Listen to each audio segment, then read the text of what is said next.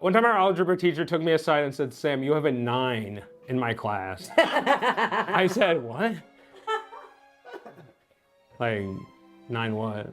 She's like, that's your grade, that's your number.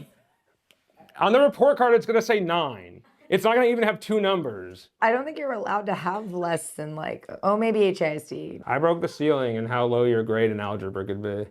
It was a 9. She goes, how could this be? And I go, you're the math teacher, figure it out.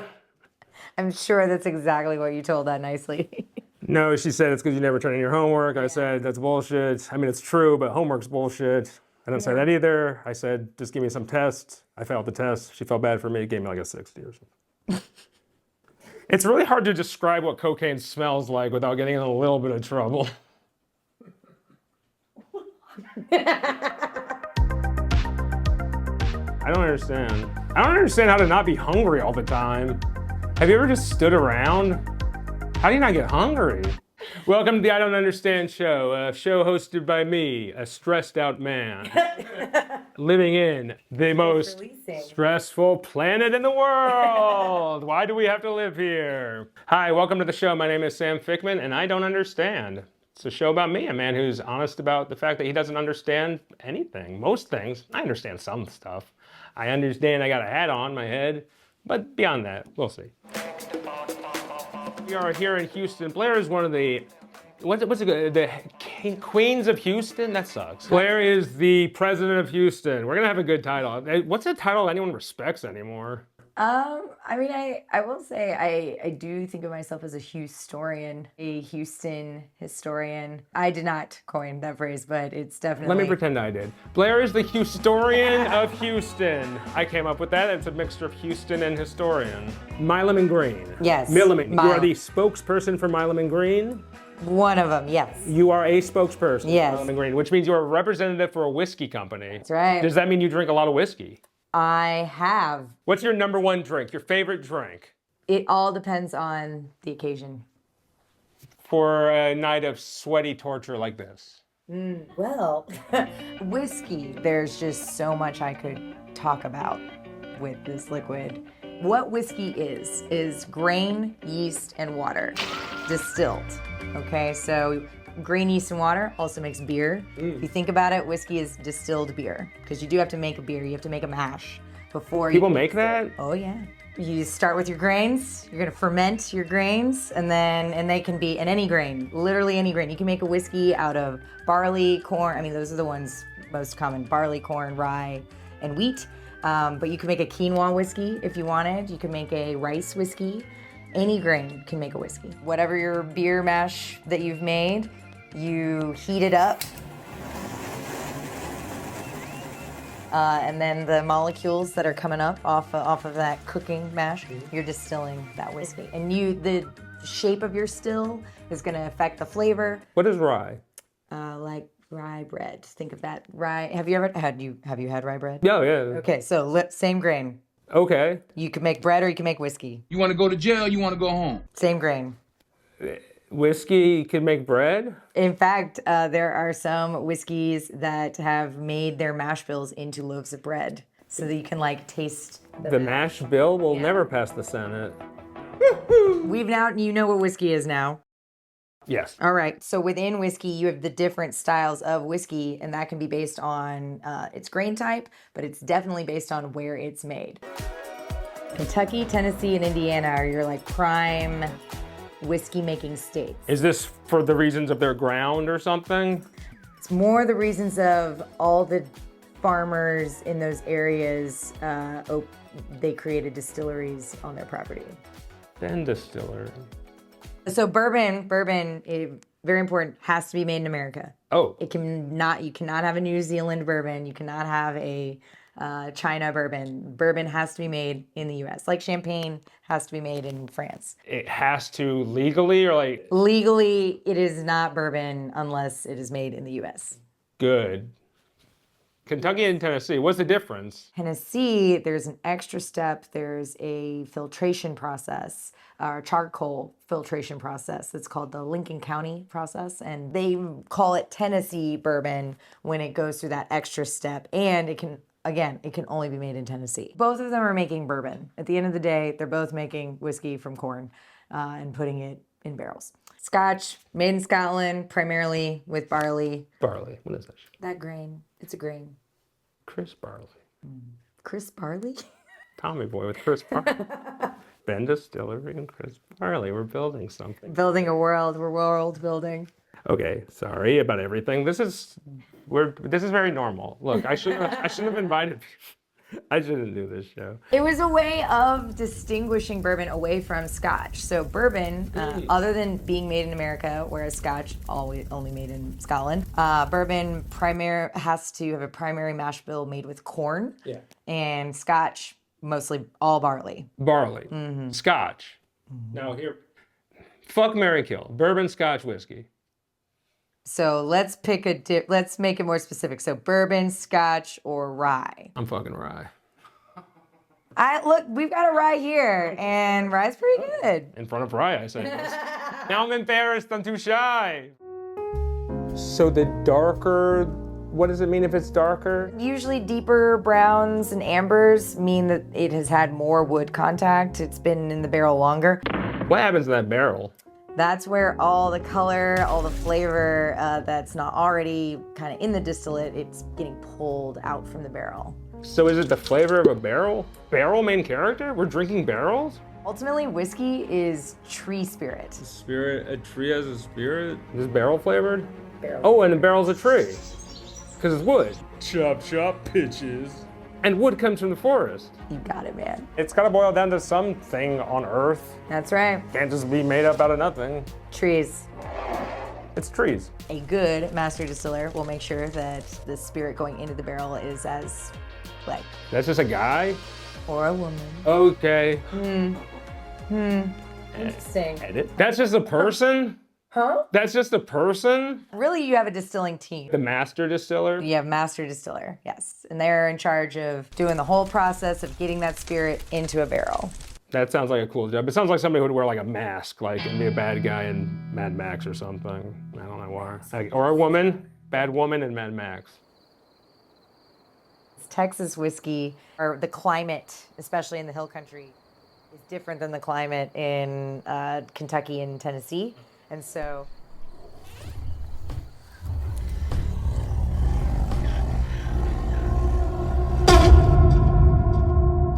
the climate, especially in the hill country, is different than the climate in Kentucky and Tennessee. And so the way the barrels are really cooking is gathering more color and flavor. What's a high number? Anything over 100 proof tends to be considered more higher proof whiskey. The highest proof that for whiskey that I've had is probably like 70% alcohol. 70? Mm-hmm. Okay, and now when you say 70% alcohol, that's the same as like my rubbing alcohol that says 71% on it or something? Or am I very dumb? Well, and this that's is not drinkable alcohol. What's the diff? Huh? What's the diff? Well, one, this is edible alcohol. That usually the alcohol usually has like more methanol and stuff.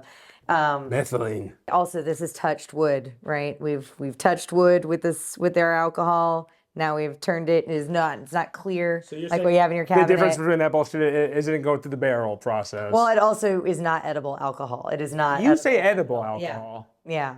Edible. I always think of eating. Right. It could be for drinking. So right.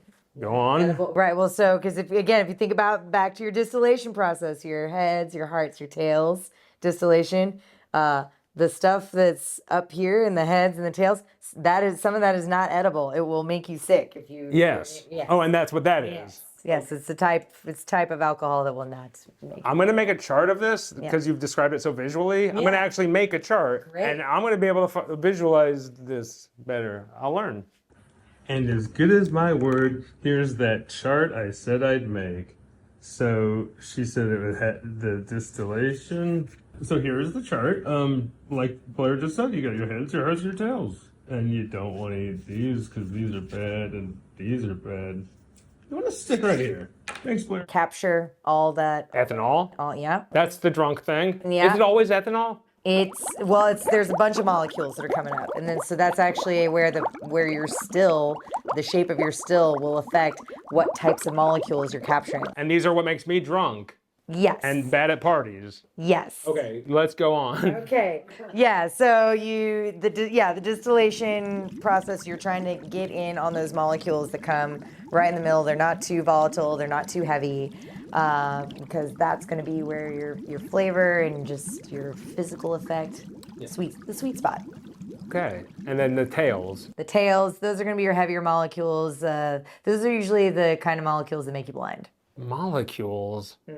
I think I don't understand molecules. Yeah. What does it look like? Are you like a cowboy now that you could drink whiskey and just make a straight cool face like you're drinking water? Yes. Really? Yes. That's awesome. Anytime you watch a Western, they go like, I'm drinking, and there's a normal conversation. Yeah. And then when I would try to do that, I would almost throw up and die. Oh, God. Well. Shocking to you? Kind of. It was more just me being concerned. Oh, no, yeah, that is. You're not supposed to throw up. No. I mean, you are if you drink a lot of it. That's right. But you're not supposed to drink a lot of it, blah, blah, blah. So they say, so they say. Does it ever get tricky in a business where it's encouraged to drink? Oh, yeah. Do you watch people sometimes like, oh, wait, he shouldn't be working here. He has a problem. There's a lot of heartbreaking situations that I think I get to observe or see. Fortunately, though, most people who work in this industry and plan to work in this industry long term, most of those people have figured out how to do it and to maintain a true work-life balance of consumption. How much do you drink? Do you know that exact limit for yourself? 3 is really like, if that's it for me. And it has to be, also, you have to eat. You have to eat before you drink. Drinking on an empty stomach is the most dangerous thing I think anybody does. The alcohol is immediately hitting your bloodstream. Your nervous system doesn't really have as much time to regulate. I've never had an empty stomach.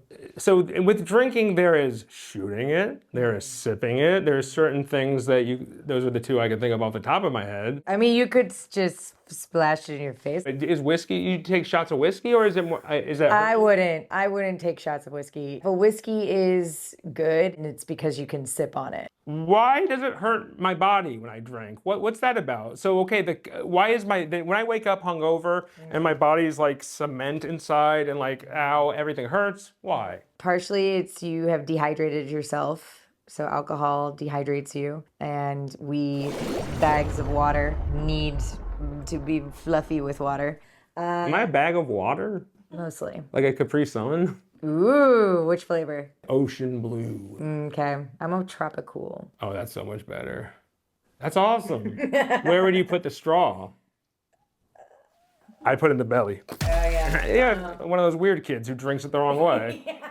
Oh, They have a place. Well, they have a place for it, Yeah. but they don't have to put it there. That's true. It's pokey enough that you could put it anywhere. Yeah, I liked putting it in the bottom because that was like the least. Sometimes when you put it through the top, you risk like stabbing yourself with that sharp straw. And so if you turn it over and you stab it in the bottom, yeah, no issues there. That's life, though. It's about those risks. Are you willing to take them? So there's so many things in life I don't understand. One of the things I don't understand is how to drink alcohol in moderation. I have a thing where when I drink alcohol, I drink way too much of it. And I will end up blacking out. It's like a superpower. One sip, I could be anywhere. For example, if I start drinking whiskey at this table, I take a sip. I mean, it wasn't all bad. How many guys do you know who could have lunch on the pyramids after getting digits from a girl in Rio? Not many. But it would get worse because I would take another sip. And sometimes I'd be somewhere cold where I didn't want to be. This was too cold, I don't want to be here, so I would drink again. You gotta drink again and stay warm. That's logical. At one point, I was being chased by the mafia and I didn't know why. And that's not good. You need to know why you're being chased because you gotta know who to apologize to and what for. They weren't accepting my apologies because they could tell I didn't really mean them. It wasn't cool. Are you ever in a situation where you're like, uh-oh, this is not cool, and it's my fault, and I need to back away? One time I woke up in a comedy club and Tony Clifton was playing. I could have sworn he was dead. I could have sworn he was based on Andy Kaufman. I was pretty sure he was dead too. It was not my kind of show, to be honest. I thought he was rude to the audience. You gotta respect the audience. They paid for this. I showed up in a blackout, but some people paid for this. Hey, how did I end up here? Somehow. I just don't remember. You'd be like, but for some reason everybody's mad at me. Is that true? Was that true? No. Yeah. There was no. one minute, yeah. Okay. I don't drink anymore. Throw up the sober clock. Hell yeah. Sober king. I like that expression, sober king. I like it because it's at the same time it's both very stupid and also the most serious thing you could tell somebody. And you're telling it to them in the dumbest way possible. They're like, oh, that's funny, but also, oh, okay. There would be a time when I would, the next day they'd be like, remember we went to the grocery store? I was like, oh, y'all went to the grocery store? They're like, no, Sam, you went to the grocery store. No. And I was like, I went to the grocery store?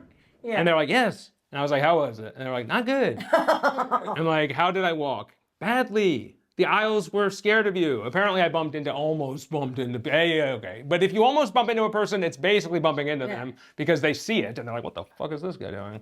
You don't want to bump into somebody, you don't want to almost bump into somebody. Yeah. And you don't want to be told you went to a grocery store last night. No. Yeah. And I believe him because I go to the grocery store a lot. It's like, checks out. Sounds like me. Sounds like something I would do. In the middle of the night? I just don't remember. Night grocery shopping? Yeah, I didn't drive there myself. I would never do that. But I was driven. Carter, hell yeah. My dad's a defense attorney. But the best final argument I ever gave, that word was gave. So he, criminal defense attorney, so he spends a lot of his time defending people who get, accused of all sorts of things. His whole life he's very don't drink and drive. It's all in your brain, it's in your unconscious mind, and it's in your conscious mind. So I lived under the, don't drink and drive. It's just like, it's as simple as stopping at a red light, you don't drink and drive. Yeah. It's just one of those things. You don't do. I don't know, what the fuck? And then Captain Planet walks out and goes, good point, Sam. Drinking and driving is for suckers. Thanks, Cap. We never drove. That's right. I'm sober by choice, not by law. No lawyer or government but I don't, look, careful. I respect everybody. How do we do this? I mean, I was touched actually that this was the topic that you wanted to talk about. Well, because it's very personal. How do you handle a drunk person? So as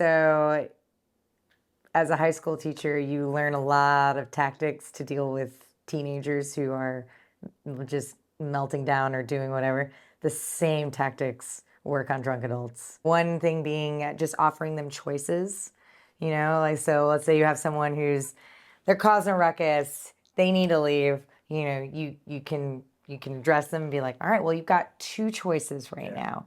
You can either leave with your card right now, or you can come back and get it tomorrow, but either way you need to leave right now. So it's like, be rational with them. Yeah. Don't go on their emotional dramatic level. No. Talk to them plain. Yeah. Okay, so don't be like, hey, you need to fucking leave. Yeah. Don't raise your voice, don't match their energy, Yes, because it'll just escalate. Fuel to the fire. Yeah. Perfect metaphor. So staying calm, staying direct, yeah, not making it personal, no attacks, nothing, just being very clear, making it always about safety. Yes. Well, that's a little tricky though, because sometimes a drunk person can be annoying as hell, and you're gonna want to be like, okay, this guy's an asshole. Drunk people will leave if you just sort of usher them along. You just kind of move. You can move them out the door. I'm just gonna put you out to dry.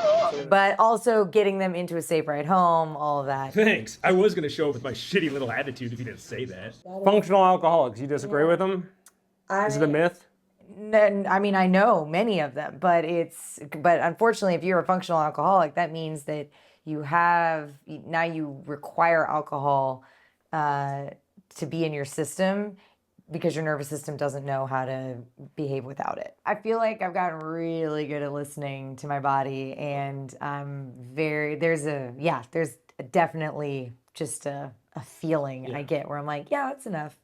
For me, moderation is just whatever the acceptable use is for your life. So for you, moderation means nothing. It means you can have zero, and that's fine, as long as that is making you happy. right? As long as that is making your, and not even happy, but as long as that is making your life function in the ways that you really want it to. It certainly has everybody in my life nodding aggressively and giving and giving thumbs ups. Yeah, yeah. I go, I don't drink alcohol, and everybody nods and goes, good. No, you know what? I realize that I'm good at parties without alcohol, Yeah, and I don't need it. yeah. Anything that ruins them. It definitely. So I have also noticed you're very good at parties without alcohol. Moderation is what do you say? That was good. Yeah, I love so that. It's whatever use level makes sense for you to function and have the life that you want to have.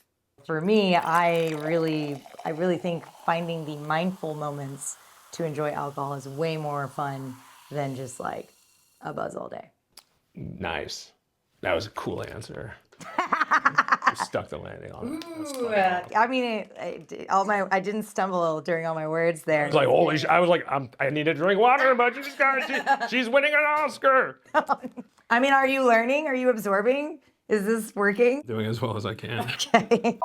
How long have you been in the whiskey business? Since the day all the bars shut down in 2020. Well, I was a barback before that. Barback is like a bartender's assistant, the one who gets all the ice. Or Barback Mountain. Yes. That's actually a cool story. That's how I got my job at Poison Girl. I got on a party bus of strangers when I was... What happens on a party bus? But what happens at a party? Well, you would think drinking and dancing and singing, except because I didn't really know anyone on the bus, I did none of those things. So I got that barback job at Poison Girl because I was the only sober person on the bus that could work that night. Do you find that alcohol is a, what's it called? What does he say it is? Lubricant. What is it? Social? Yeah, but what's a less gross way? Liquid courage. Liquid courage. Do you find it to be liquid courage in your life? You like, oh, I'm stressed, I'll drink, you know. I try not to drink if I'm stressed. Very specifically, I try not to use it as a reliever of stress. If I am doing that, actually, I notice that's probably me drinking on an occasion I probably shouldn't be drinking. Sure. No, I do find it to be a way of bringing people together. Way of uniting with a glass. Yeah, there is something, and it doesn't have to have alcohol in the glass, but there's something about sipping on things together with someone else that's very calming for the nervous system, and that I think is what is making it easier for people to talk to each other. Yeah. What about what's it called? The colors, blue, Johnny Walker. Yeah. What is that? Scotch. You like that? No. Classist with those colors? Oh no, it has nothing. Well, I don't like it. I feel because I'm drinking red, what am I, poor? You're making me feel bad, Johnny Walker, about my space in life? Can't afford green. Well, what's wrong with Johnny Walker? I mean, mostly I'm just not a huge Scotch fan. Oh, okay. So it's... Have you had Johnny Walker Blue before? Yes. It's pretty good. It's sweeter, yeah. Oh, is that it? I don't understand anything, it seems. Infinite life, we shouldn't be dying anymore. I don't understand how to use super glue without it ruining my entire day. The hands, you're not gonna use those anymore. What is a product that's meant to be used and then also ruin your whole day? Why? What is a product that is meant to ruin your whole day? Why is it meant to be? Why? Who builds such a product, I mean? I forget that this is you really not understanding things. Like my inner teacher is already coming out like, Oh no, teach me. Oh yeah, Blair's a teacher. high school English. You shape young minds, including one of our very own episode 2 guests, Sophia Portillo. Here's a clip of Sophia and me goofing around from the last episode. I don't know. Honestly, men should just like stay home.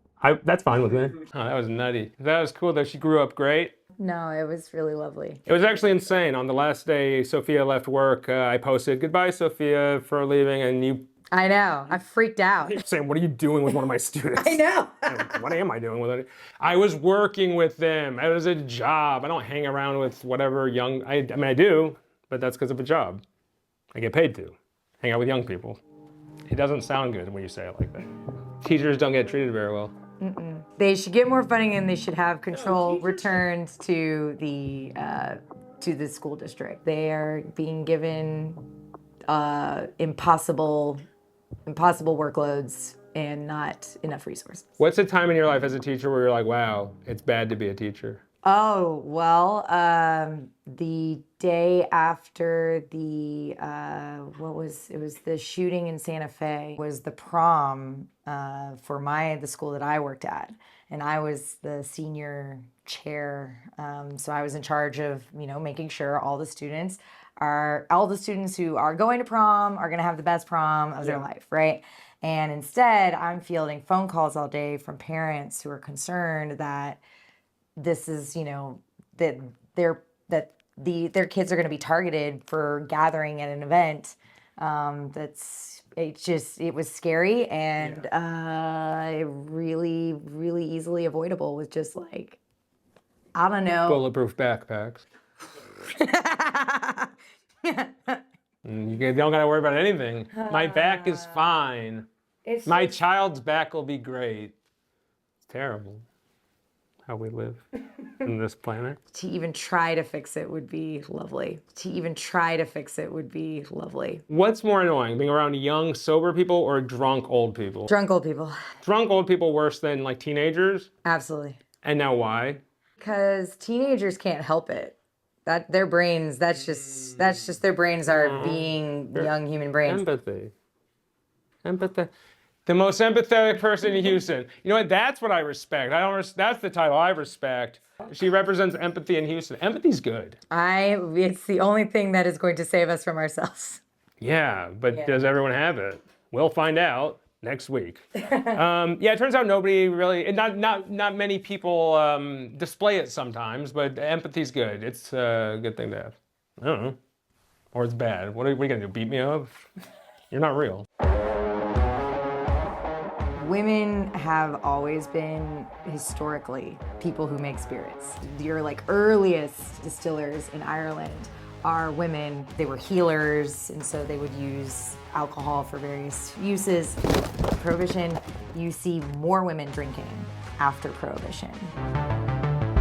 There are no laws in speakeasies, so anyone can hang out with each other. You get women and men hanging out and drinking together for the first time. Flappers, that's how you get those kooky ass dancers. Right. They were not sober. In the 20s, you picture them doing all those parties where Leo's on his boat tipping his martini or whatever. A toast to women who are only under 25 years old. My most famous thing now. I also have sex with my headphones on. You don't need no 26-year-old girl. Your old ass and get you an old bitch out there that can love you old. But that was, the 20s, alcohol was illegal the whole time. That was kind of that was the roaring 20s, but Prohibition the whole time. Mm-hmm. Yeah. How would you have gotten around Prohibition? You could get whiskey from other places. From a bathtub? Oh. How do you make it in the bathtub? Well, not well. Actually, I don't know. Corn. I mean, yeah. Okay. So molecules. You're boiling things in pots, and you're using your bathtub probably just as a way of gathering all the distilling. I don't know. This is me totally I'm not remembering. Should we make some? You want a moonshine? Yeah. Is that what that is? What is moonshine?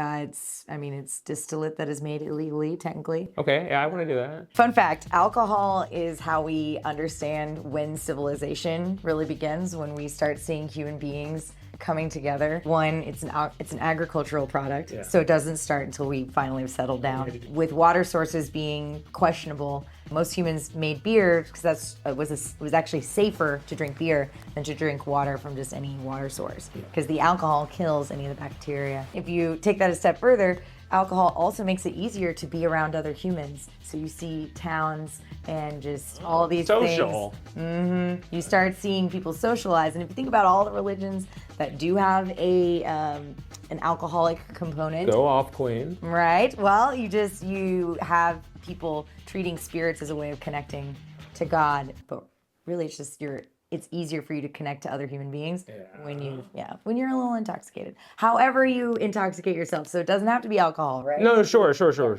And I'm a pro-alcohol guy. For other people. For other people. Yeah. Not for me. Yeah. That was beautiful. Hey. Alcohol means the beginning of time. I mean, just for humans. Yeah, no, that's great. So wait, one of the first things that happened when people first met was we don't like each other, so we gotta do something about this. We gotta knock our brains around a little bit. It's better to have, the neighboring tribes or whatever come over and have a beer than it is to go and kill them. Yeah, what's wrong with humans? What's wrong with humans? We used to be mammals. Well, let's do it like they do it.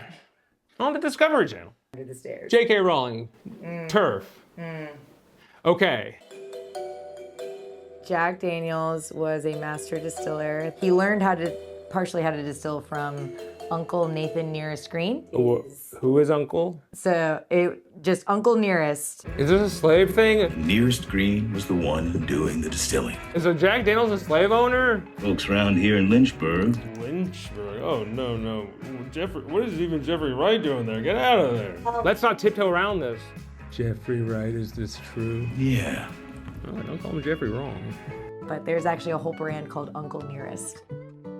I don't understand a parasocial relationship, but I feel them sometimes. You know, people have like parasocial with like Taylor Swift or something. I have this with John Goodman. Howdy, neighbor. It actually bothers me. It makes me sad and upset to think if I met John Goodman, he wouldn't know who I am. Right. He would have no idea who I am. Right. That sucks. That would be soul crushing. The fact that I go up to him with all the love in my heart that I have for John Goodman and he looks at me like a stranger, which he should. I am, but it's not right.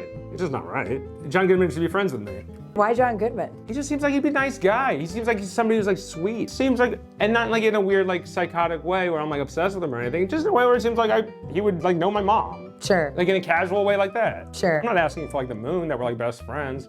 It seems like he should know my mom. It seems like John Goodman should be friends with my mom. So you want a parasocial relationship for your mom? Now I want my mom to be friends with John Goodman and I have the relationship that I have with my mom's friends with John Goodman. Like the hello at a party. How's the game going? That's me and John Goodman. It should be. You want small talk with John Goodman. That's all I'm asking. Shout out all okay. Joe Rogan. Gay or bonkers. Do you like British rap?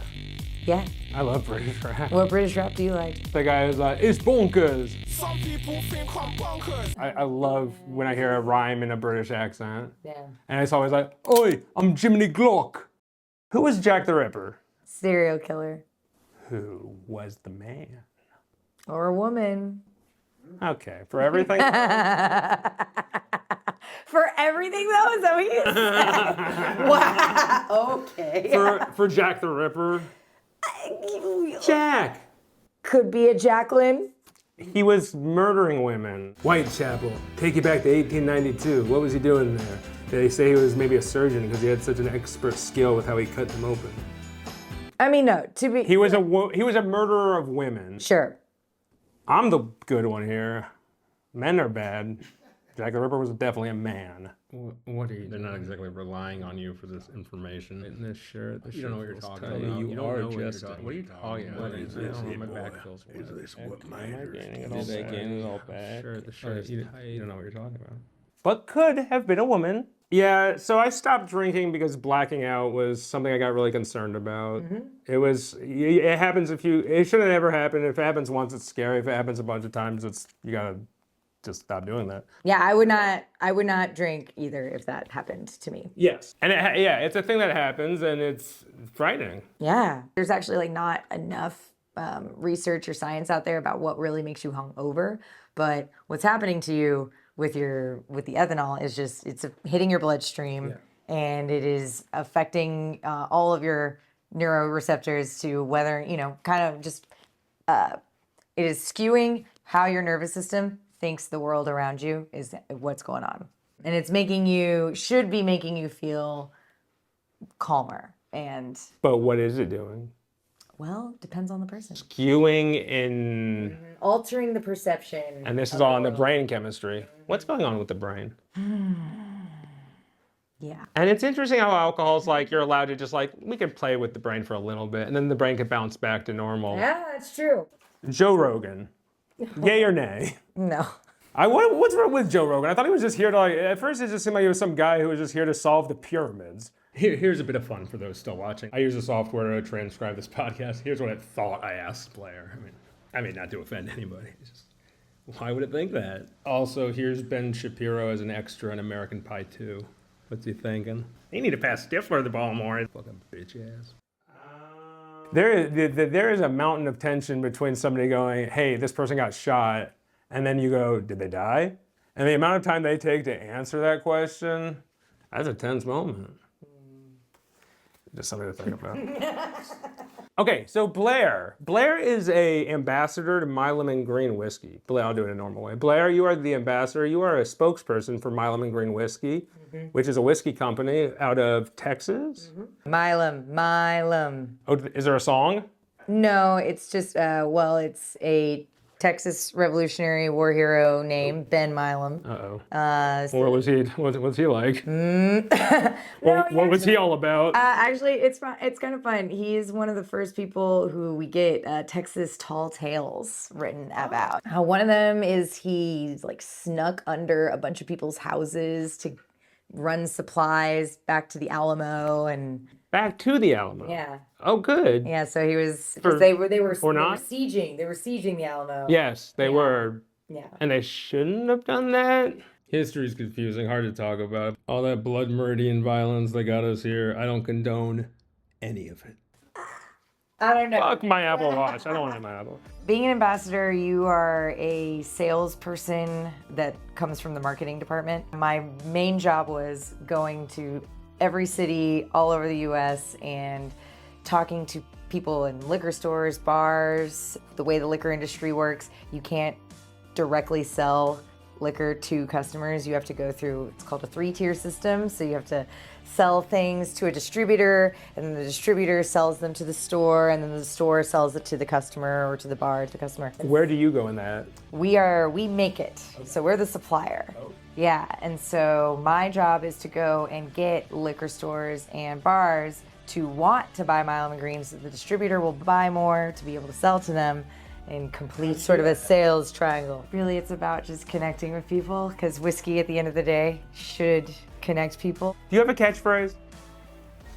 Would you like one? Sure. Blair gets hers. In the end. Blair gets hers. I did not think I was going to become a whiskey sales brand ambassador. I went to library school. Page master. Right. The dean of library school. We can also make a little cocktail out of it. Okay. Yeah. Now, so you're pro non-alcoholic. I love non-alcoholic spirits. What steered me clear personally from non-alcoholic beverages is my whole life I've hated the taste of alcohol but loved being drunk from it. Sure. So now you're saying, here's your taste, none of your drunk, no thanks. But why? But why yes to this? Part of me just wants to show you. Okay, yeah, like, so I'm gonna put some of this Pathfinder in here. Now I have a very OCD, and it's not OCD, it's just a fear. It's just a fear. That this gets mixed up and I accidentally drink the real alcohol. I get nervous sometimes that I'm gonna accidentally break sobriety. It's like a nervous dream I have. Of course. And I wonder about like, does that break sobriety? If like Guy Fieri gives me like some burger that has like bourbon sauce, barbecue sauce? So truly it's all up to you. It's your rule system. It's what makes you comfortable. If that is gonna make you uncomfortable, be like, this makes me feel like then don't do it. No, but does it count as alcohol? No.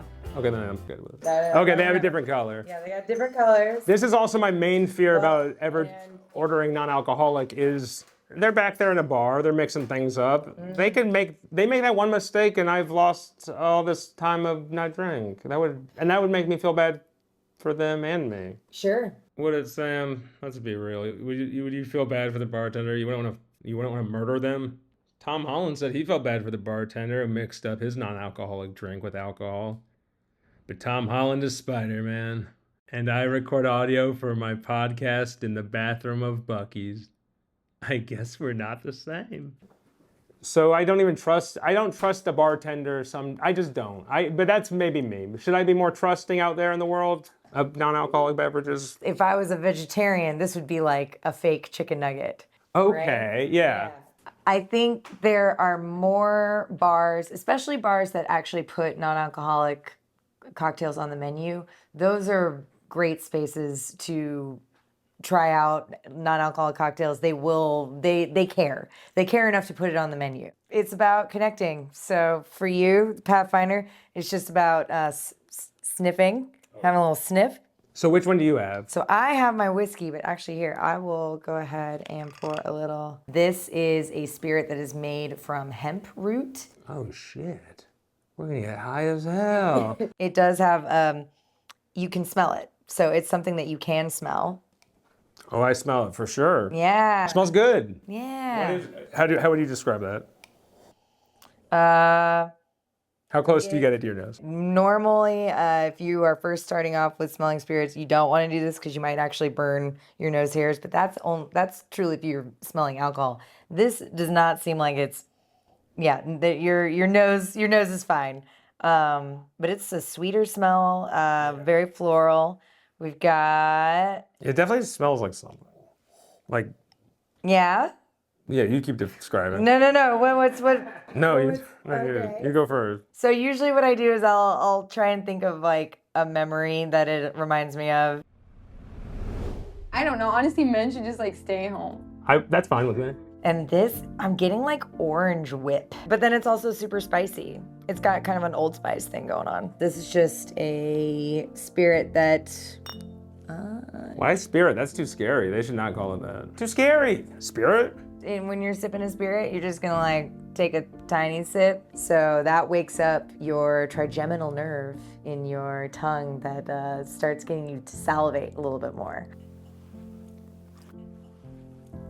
You're about to take like a bigger sip. So tiny is good for first. So yes, I like to hold it on the tongue a little bit. I like this word delicate because for me, when a spirit is delicate, I can actually taste different things in it versus when it's really harsh, it's just numbing my mouth. Like that's what happens when, you put alcohol on anything, it's numbing.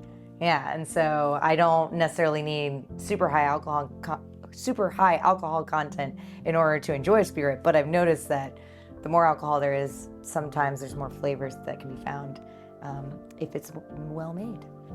And then you could drink the rest of that neat, neat pour. What's neat mean? Or means without any ice or flavoring just by itself, neat. That's cool. On the rocks, do you ever say that? On the rocks, so this is on the rocks. You say rocks? That's so much cooler Say rocks. than ice. You can drink it neat, or you could have it as a This cocktail. is a mix? So Hit me with a little of the mix. there you go. Wait, is this? Well, so no, I would Wait, is do. this I would do- alcohol? Yeah, no, that's for you. Oh, whoa. That's Okay, for see, you.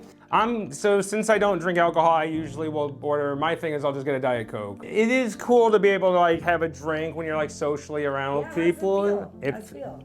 Feels good. Yeah, here, cheers. Thank you. Cheers. This is good. This is good, guys. Yeah. I can do this. I can do this. Manchak. Is it good? This is really good. Oh shit, that ginger beer really helps. Yeah. No, it's not real beer though. No. Mom, relax. It's just called that because of like root beer. Yeah. Delicious. It's tasty. And I look like Don Draper again. What? I mean, Don Draper again. Look, no difference. so truly there's something about holding a glass when you're talking to someone. It gives you a little bit of, there's a feeling, there's a physicality to it.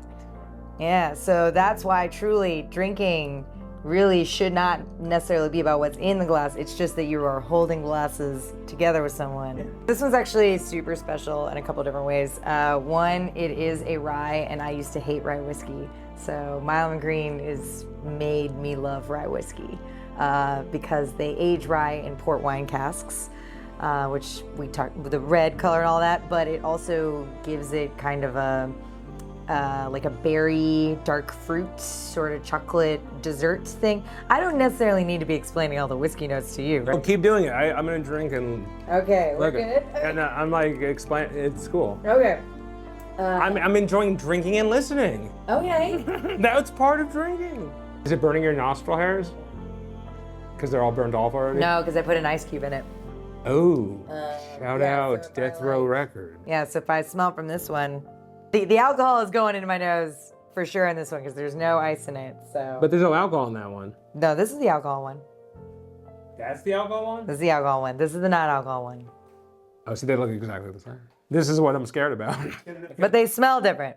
They smell remarkably different. Okay, yeah. I'm not trying to make you smell. Like, what is their favorite part about it? Honestly, it's just bringing me back into the moment. It's just easier to slow down when I have poured myself something.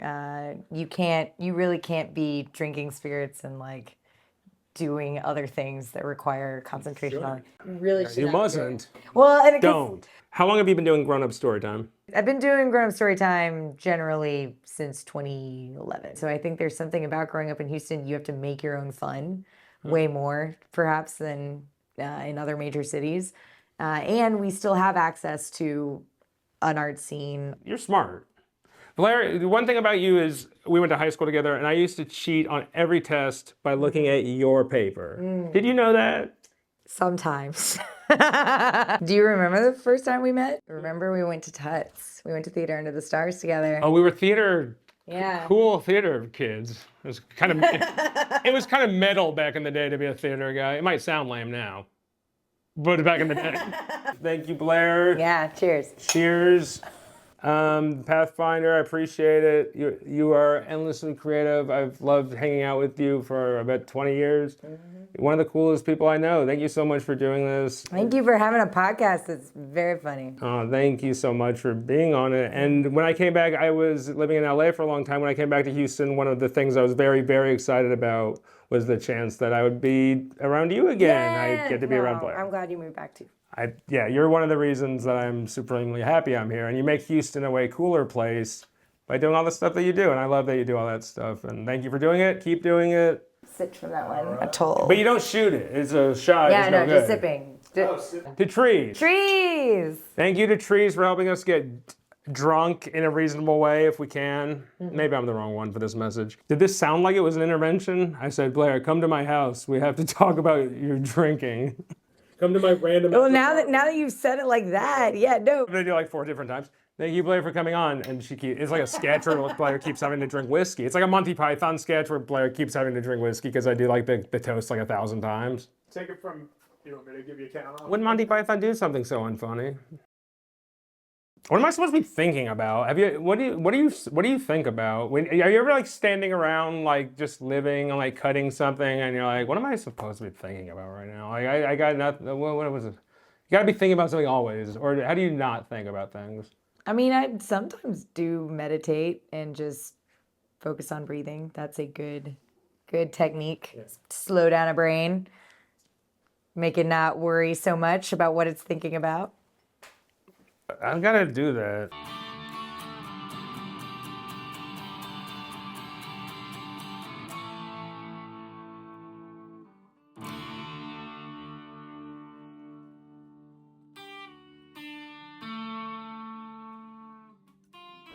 This is what I'm talking about. These people don't understand anything.